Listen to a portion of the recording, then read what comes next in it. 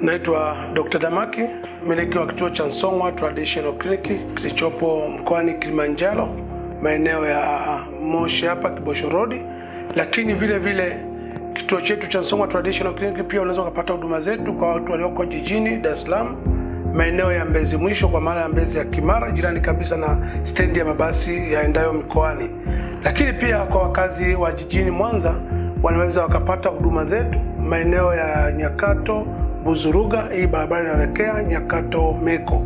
Lakini pia kwa wakazi wa mkoa wa Shinyanga, mkoa wa Simiyu watapata huduma zetu wilayani Maswa, maeneo ya Mnadani B maarufu kwa Mama Rifonsi. Maeneo yote haya utaweza kufika na ukapata huduma zetu moja kwa moja. Lakini pia unaweza ukawa nje ya mikoa ambayo tumeweza kuzielezea, lakini pia ukawa mmoja wa watu ambao wanahitaji huduma zenye uhakika wa kumaliza matatizo, basi utafanya kuwasiliana sisi kwa njia ya simu ya 0752 629252, na wewe utatuelekeza uko wapi, basi tutaweza kutumia dawa mahala popote, kwa maana sisi tunatuma dawa popote Tanzania, kwa maana ndani ya nchi lakini pia nje ya Tanzania. Kwa hiyo kama ni wewe, ndugu yako, rafiki yako anateseka na maradhi mbalimbali, pengine ameteseka kwenye hospitali na akashindwa kupata tiba, vyema apate dawa zenye uhakika za kumaliza tatizo. Tuna dawa nyingi sana Song'wa Traditional Clinic, lakini leo nimeamua kuzungumzia SEA Syrup. Dawa hii ni nzuri sana, inatibu magonjwa mengi sana. Lakini leo tunaamua tuzungumzie moja ya ugonjwa ambao unatibiwa na dawa hii, ugonjwa wa chango. Ugonjwa wa chango ni ugonjwa ambao tunasema ni ugonjwa wa kiasilia katika nchi za Afrika, maana nchi zenye joto. Maana huu ugonjwa upo katika nchi za baridi, maana tusema uko nchi za Ulaya ugonjwa huu haupo. Lakini ugonjwa ukishaupata, lakini kama ukienda Ulaya basi ugonjwa utaenda nao. Lakini kama umezaliwa kule na ikabahatika basi nchi za Ulaya kule huwezi kupata ugonjwa huu wa chango. Ugonjwa wa chango ni ugonjwa ambao unaathiri mfumo wa tumbo pamoja na mfumo wa uzazi. Na ugonjwa huu utaweza kutambua kutokana na dalili zake, kwa sababu ugonjwa huu ukiwa nao, kwanza kwa mwanamke tumbo huunguruma sana, na kikaribia siku zake za hedhi basi husikia tumbo kuuma ama kiuno kukaza, au wakati mwingine maziwa kujajaa au kuchoma, na wakati mwingine inaweza kufikia hatua ya kupata kichefuchefu kama vile mtu mjamzito kumbe hana ujauzito. Hii ni dalili za mtu mwenye ugonjwa wa chango. Lakini ukiwa na ugonjwa huu wa chango hukupelekea basi kushindwa kupata mimba, maana ya kushindwa kupata mtoto. Na tunaambiwa kabisa kwamba katika maandiko matakatifu pia kwamba mtoto ni sehemu ya baraka kwa mwanadamu, hasa unapokuwepo katika dunia. Tunasema ni baraka kwa sababu ndio agizo la Mwenyezi Mungu, mzae mwende duniani mkazae na kuijaza dunia. Sasa unapokosa mtoto basi inakuwa ni changamoto katika familia, na familia nyingi zimekosa watoto kwa sababu pengine kukaa na ugonjwa huu wa chango, ambapo kwenye hospitali za kizungu wala hakuna dawa ya chango na wala hakuna kipimo cha ugonjwa wa chango. Tunazungumza ugonjwa wa chango ambao hii imekuwa shida kubwa sana. Watu wengi wamekuwa wakienda kwenye hospitalini na wanapokuwa na tatizo hili la chango wamekuwa wakitibiwa athari za ugonjwa wa chango, kwa sababu unapokuwa na ugonjwa wa chango basi unaweza karibu mfumo mzima wa kizazi, kwa maana hormone imbalance zako zinakuwa haziwezi kukaa vizuri. Kwa hiyo ukienda hospitalini utatibiwa tatizo la hormone, lakini mwisho wa siku shida inarudi vile vile, kwa sababu wameweza kutibu chanzo au athari ya ugonjwa wa chango, lakini ugonjwa hawajautibu. Lakini ugonjwa wa chango upelekea mishipa ya mirija ya uzazi kuziba. Kwa hiyo mirija ya uzazi inapoziba, ukienda kwenye hospitali hizi za kizungu tulizozoea, utachofanyika pale ni kusafishwa mirija yako ya uzazi, ili kwamba wakiamini utaweza kubeba mimba. Lakini imekuwa ni changamoto kwamba ni ngumu sana kubeba mimba hata kama ukisafishwa kizazi, kwa sababu kile kilichofanyika ni kuondoa athari ya ule ugonjwa, kwa maana ya ule ugonjwa wa chango. Kwa sababu ugonjwa wa chango ndio upelekea mirija kuziba. Ugonjwa wa chango upelekea mayai kutopevua kwa wakati. Ugonjwa wa chango upelekea siku za mwanamke kupishana, mwezi huu zimewahi, mwezi ujao zinachelewa. Ugonjwa wa chango upelekea uvimbe kwenye kizazi. Kwa hiyo yote haya ni matokeo ya ugonjwa wa chango. Kwa hiyo unapoenda kwenye hospitali tulizozoea hizi, kinachofanyika pale ni kuondoa matokeo ya ugonjwa, lakini ugonjwa unabaki nao, kwa maana wale bakteria wa chango unaendelea kubaki nao, na kwa sababu hakuna dawa ya kizungu wala kipimo cha kizungu kinachoweza kujulisha kwamba una ugonjwa wa chango. Lakini ugonjwa ambao tumekuwa tukiutibu, na ni ugonjwa ambao uko miaka na miaka na umekuwa ukitibiwa kwenye dawa za asili. Lakini kwa nini hakuna dawa za kizungu? Ni kwa sababu haijakuwa changamoto katika Afrika, ni kwa sababu wamekuwa na dawa zao.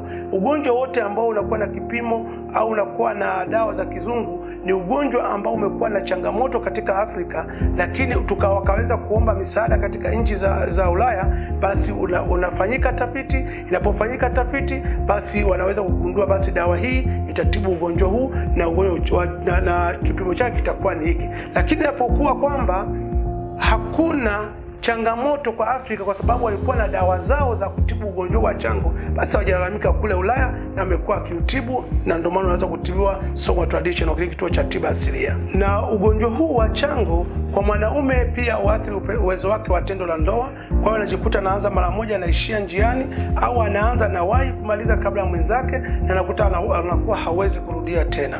Lakini pia kwa mwanaume zile mbegu pia zinakuwa dhaifu kiasi kwamba zinakuwa haziwezi kutungisha mimba. Kwa hiyo ugonjwa wa chango unaathiri mfumo mzima wa uzazi kwa mwanaume na mwanamke, na wanawake wengi wamekuwa wenye kutupiwa zaidi ugonjwa huu kwa sababu mtoto anapokosekana katika familia, mama ndio mwenye kulaumiwa kama ndio sababu ya kutopatikana mtoto.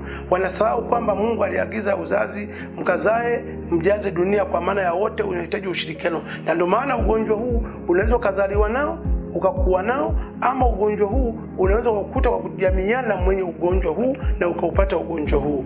Na hakika kwamba familia inahitaji mtoto.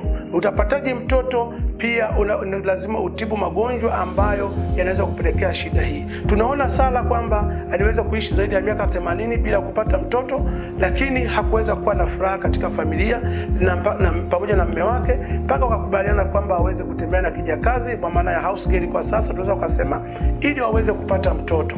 Lakini iliweza kufanikiwa akapata mtoto, lakini pamoja kwa mtoto aweza kupatia kutoka kwa house girl au kijakazi, bado Sara hakuwa mwenye furaha kama mtu ambaye ameweza kupata mtoto wake. Kwa maana tunaamini kabisa kwamba mtoto wa mwenzio ni mtoto wa mwenzio, mtoto wa kwako ni mtoto wako.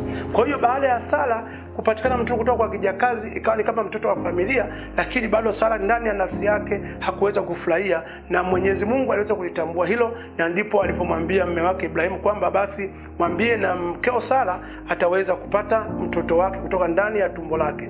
Tunaona kwamba Sara alivyoelezwa hakuweza kuamini kwa kutokana na umri aliokuwa nao, lakini kwa uwezo wa Mwenyezi Mungu tunaona Sara aliweza kubeba mimba na akaweza kuzaliwa mtoto wa kiume Isaka. Na ndipo furaha ya Sara ambapo ilipoweza kujidhihirisha mbele ya kuonekana kama mwanamke. Na tunaona baada ya Sara kupata mtoto wake akajiamini kama mwanamke. Tunaona Sara akaweza kumwambia na mmeo, tunaomba mkeo umuondoe, yani kwa maana yule kijakazi afukuzwe ndani ya ile nyumba, kwa sababu tayari Sara amepata kujiamini kama mwanamke mwenye mtoto. Kwa hiyo kujiamini kwa mwanamke pia ni kuwa na mtoto katika familia. Lakini utakuwaje na mtoto katika familia kama kuna maradhi yanayopelekea kushindwa kupata mtoto? Tuone Song'wa Traditional Clinic tunalo suluhisho ya dawa za matatizo ya uzazi. Usikimbilie upande mmoja wa dawa za kizungu, ambao wakati mwingine kama nimesema ugonjwa wa chango huwezi kutibiwa kwa dawa za kizungu. Kwa hiyo utaweza kukaa kugumba na kushindwa kupata mtoto, na kumbe ungeweza kufika kwenye kituo chetu na ukaweza kupata mtoto, ukafurahia ndoa, mkaishi katika maisha yenye amani na upendo. Maana mtoto ni furaha na ni baraka katika familia.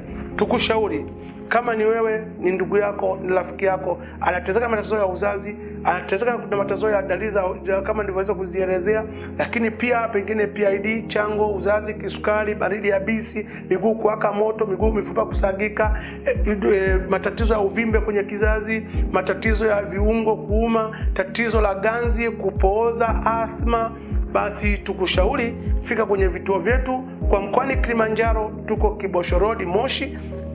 Kwa watu wa jijini Dar es Salaam tupo Mbezi Mwisho, yaani Mbezi ya Kimara, karibu na stendi kuu ya mabasi yaenda mkoani, stendi mpya. Kwa watu wa jijini Mwanza tupo Nyakato Buzuruga. Kwa mkoa wa Shinyanga pamoja na Simiyu unatupata Maswa, maeneo ya Mnadani B maarufu kwa Mama Alfonsi. Kwa hiyo tukushauri kama ni wewe ndugu yako. Lakini pia tuna group la WhatsApp hapo tunatoa elimu mbalimbali juu ya afya, na pia msaada wa huduma ya kwanza ambao tunatoa elimu ya dawa bure, kwa maana ya kwamba tukuelekeze kama sehemu ya huduma yako unapokuwa ndani ya group hili. Kwa hiyo kama ni wewe pengine unapenda kujiunga pia kwenye group hili, omba kuunganishwa kwa kutuma message ni uunganishwe kwenye group. Lakini pengine unaumwa, basi unaweza kutupigia simu. Namba yetu ya simu ya kuunga kwenye group au kuwasiliana sisi kwa ajili ya msaada wa kitabibu ni 0752 62 92 52. Nitarudia 0752 62 92 52. Nikushauri kama ni wewe au ndugu yako anateseka na maradhi mbalimbali, iwe fangasi, UTI, PID, kisukari, vidonda vya tumbo, miguu kuwaka moto, ganzi, pressure, basi namba ni hiyo tunakutajia. Wasiliana sisi uondokane na maradhi, uondokane na utumiaji wa dawa za kila siku pengine za kizungu, ili upone, uendelee na maisha yako na kulinda familia yako na kujenga taifa lako. Afya yako ni jukumu letu. Asante sana.